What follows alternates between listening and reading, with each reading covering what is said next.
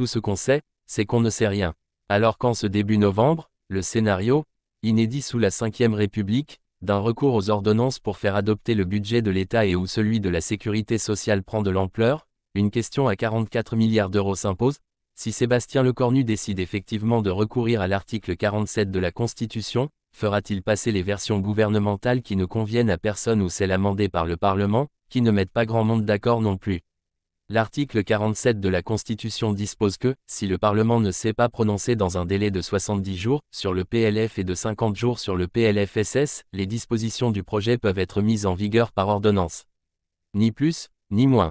Il n'est nulle part fait mention du texte à privilégier. La loi organique relative aux lois de finances, dite LOLF, qui encadre leur examen n'en dit pas davantage. Découvrez Eufeupol, notre newsletter 100% politique. Ce qui fait dire aux oppositions, France Insoumise et RN en tête, que le Premier ministre joue la montre pour pousser les parlementaires à dépasser la date limite du vote, fixée au 23 décembre, afin de légiférer par ordonnance et imposer ainsi sa version initiale du texte. Dit autrement, une version expurgée des modifications apportées par le Parlement durant l'examen. Ni règles établies, ni jurisprudence. Le Premier ministre s'est plusieurs fois défendu de toute arrière-pensée dans ce sens.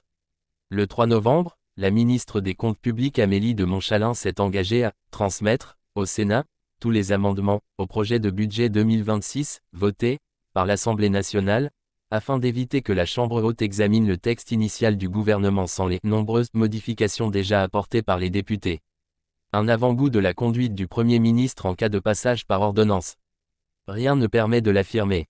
Rien ne prévoit en droit que le gouvernement reprenne la version modifiée par le Parlement en cas de recours aux ordonnances, confirme le constitutionnaliste Benjamin Morel au HuffPost.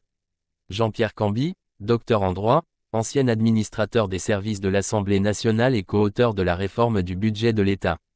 La loi organique relative aux lois de finances aide, LGDJ, se montre tout aussi prudent. On ne sait si le texte de l'ordonnance peut, ou doit, tenir compte des amendements adoptés et des votes parlementaires sur le projet de loi de finances et si elle doit ou non être soumise à ratification, écrit-il le 7 octobre dans le Club des juristes.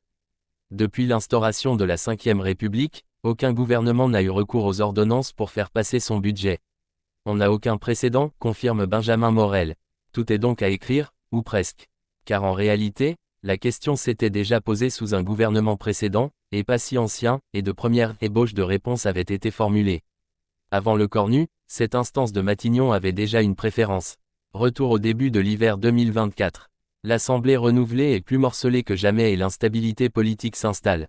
Avant même la censure de Michel Barnier, le secrétariat général du gouvernement, SGG, prend les devants et interroge tous les scénarios possibles pour permettre l'adoption du budget 2025. Et dans ce document d'une vingtaine de pages dévoilé par le média professionnel Contexte, l'option d'un budget par ordonnance, inédite et donc à la forme incertaine, est très sérieusement étudiée.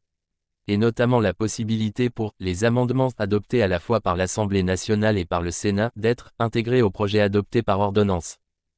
Deux réponses possibles sont alors données. La première s'appuie sur les travaux de Paul Amslec, docteur en droit et auteur de Le budget de l'État sous la Ve République. Dans ce livre évoqué dans une note de page du SGG, le juriste estime que le gouvernement peut seulement faire entrer en vigueur le projet même qui a été déposé, qui était examiné par les assemblées, modifié, le cas échéant, par les amendements adoptés par elles. Une analyse qui ne serait donc valable que pour les amendements votés par les deux chambres. Mais le SGG ne penche, de toute façon, pas pour cette solution. Il estime, fermement, que l'option la plus sécurisante sur le plan juridique est bien celle du projet de loi initial du gouvernement. Lui seul qui peut être mis en œuvre par voie d'ordonnance, donc sans amendement, établit la note, affichant ainsi clairement sa recommandation.